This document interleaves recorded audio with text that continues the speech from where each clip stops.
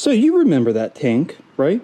You know, the one I made for my water methanol system, then turned into E85 aux fuel system. You know, this tank, right? Of course you remember it. How couldn't you? This is some of my best work ever. No, absolutely not. In fact, this was a mistake.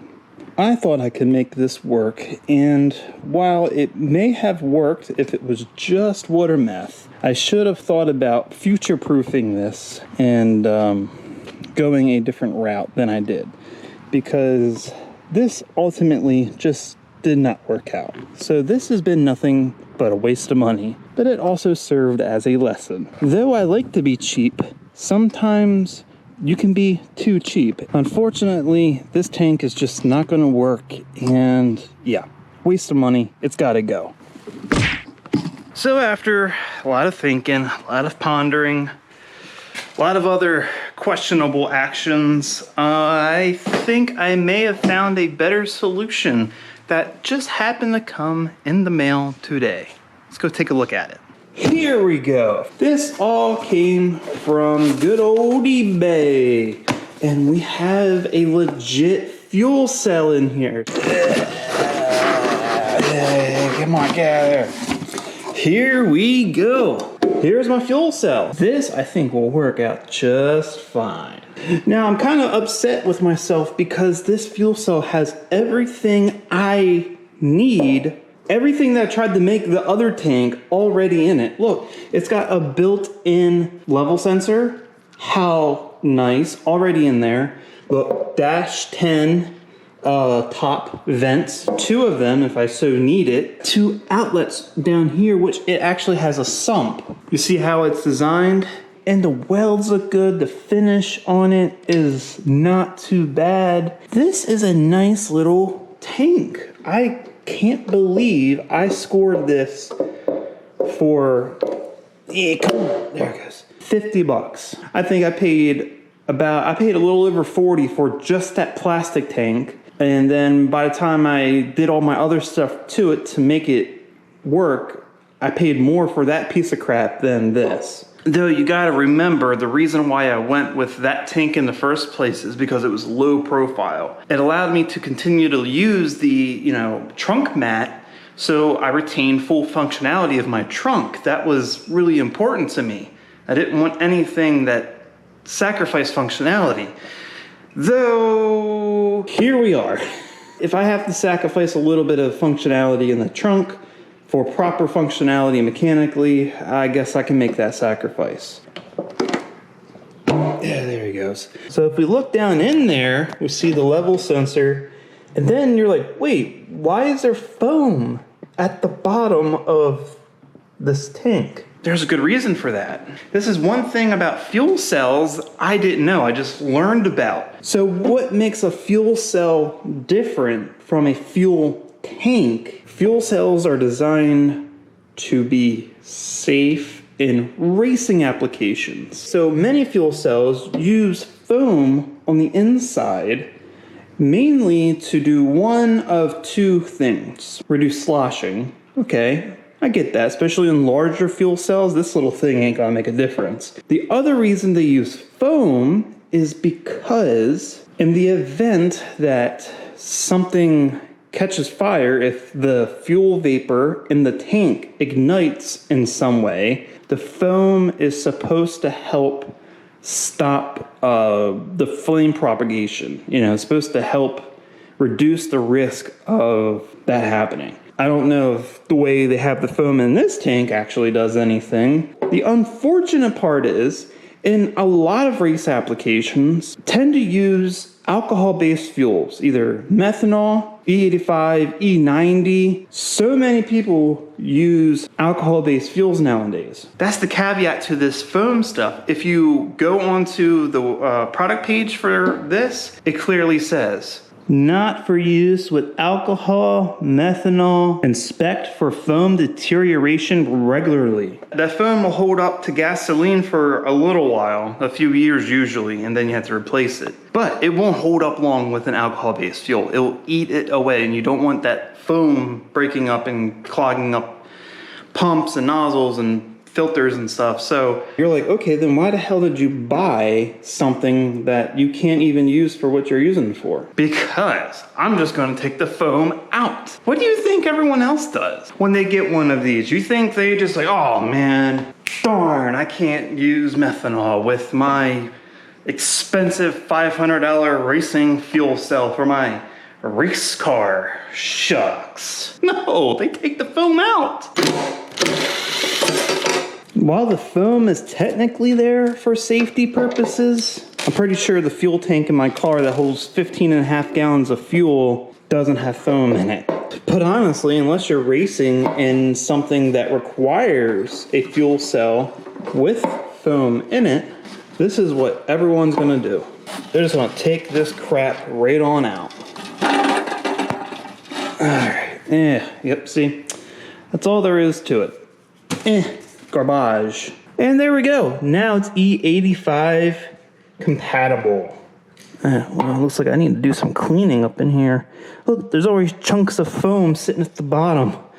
Oh my god, that's horrible. So while I have this all apart, one of the things I need to do is, rinse it out. Check for leaks. Make sure everything is good. Of course, just because it looks like it's good quality, Lord knows it may not be. All the welds look great. Go ahead and fill her up and see if we got any leaks. Probably should go ahead and put it in the sun so it helps evaporate some of this water. That way, if there's any leaks, I'll be able to see. So I'm just gonna let that kind of sit there for a couple minutes. We'll come back and see if there's any puddles. All right, let's check on the tank here. Looks like we're pretty good. I don't see no leaks nowhere. Nothing from any of the seams, any of the welds. We are all good. So far I'm pretty happy. Now there's a couple things that are gonna have to change to adapt this fuel cell into Buster. And once I get my keys and unlock the car, I'll show you. Alright, so like I was saying, a couple things have to change. First and foremost, I think the tank would fit. I mean, why am I sitting here saying I think? I can literally just grab it and put it in place. It would have to fit this way, and no. Okay, so it's a little bit wider than how the other tank was. Therefore, this also has to come out of the trunk, which is, I guess, fine. I've never used this damn thing, and I don't even know. I mean, a tire inflator, I mean, if you have a blowout, that ain't doing you no good. If we put this in place, not only am I going to have to make even more holes in my trunk, because I'm no longer going to reuse these studs that I made for the other tank, I'm also going to have to try to figure out, like, okay, I'm fine with drilling in some 1/4-inch holes, but I don't want to have to remake a hole for the, line going from the tank to the pump. So I need to reuse this grommet I made. Therefore, the positioning of the tank needs to be somewhere that allows me to put one of these outlets right where I need it to be. Here, maybe, something like that. I'm gonna have to figure it out because I need to also keep it close. So it's probably gonna have to be this side for this. That's gonna go on there like that. Oh yeah. Yeah. So let me get to thinking. Well, a couple days have passed since finishing up that last clip. I had to stop at a speed shop, get some fittings to make all of this work after, some of the usual cussing, praying, contemplating why I make these decisions. I finally got the tank, I think, pretty good. So let's check it out. So here we are. Buster has its fuel cell. God, I can't believe I'm saying that. It's mounted, pretty sturdy. I mean, it ain't going nowhere. I made the fittings work here. As you can see, I had to get a -10 to a 6, and then I got a 90, and I'm using the same hose I was using before. Goes straight down, connects perfect. Other than cleaning it up, making sure there's no debris, and remounting the lid in place, the only other thing I have to do is put this back on. So let me undo this real quick. There, come on, get on there, some bitch here. There we go. Nice and tight. Very tight. Tight like a tiger. That's tighter than a Filipino date. Wow. Oh man, what have I done? Look, that actually worked out perfect. That was, it's like I was intending to do this all along, right? Nope, I actually wasn't. I'm just good at fixing my mistakes. Trust me, when you get good at breaking things, you get equally good at fixing things. Then your own chaos becomes full circle. Oh my God, I can't believe there's a fuel cell in my car. Let me finish buttoning everything up here and take a nice, good look at the final result. All right, let's just go in here like that. That's it.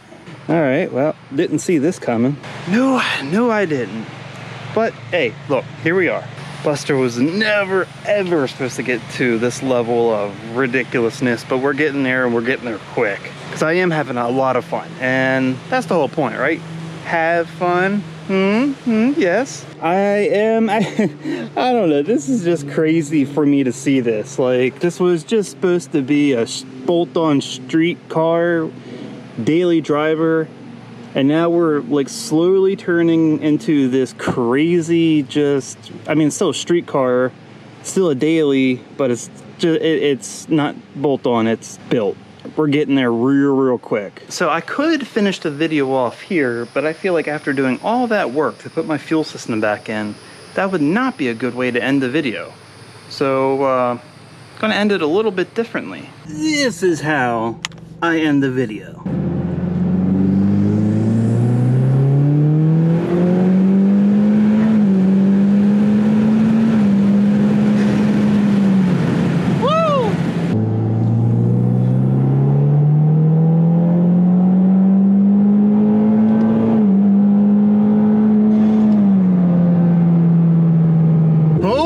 Buster is a hell of a lot happier with its extra fuel back. Oh my goodness.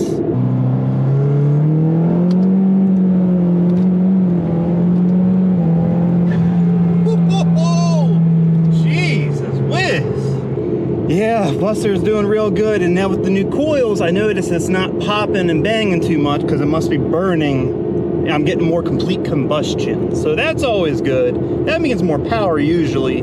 I can definitely feel it. Now, I just gotta turn things up even more. And we gotta do some testing with some 0 to 60, some 60-foot stuff, some 40 to 80, all kinds of things now that I got Buster up to where I want it to be. It still has some ways to go, but man, the aux feels good, the new ignition's nice, it's running good, it's running clean. It's feeling good up top.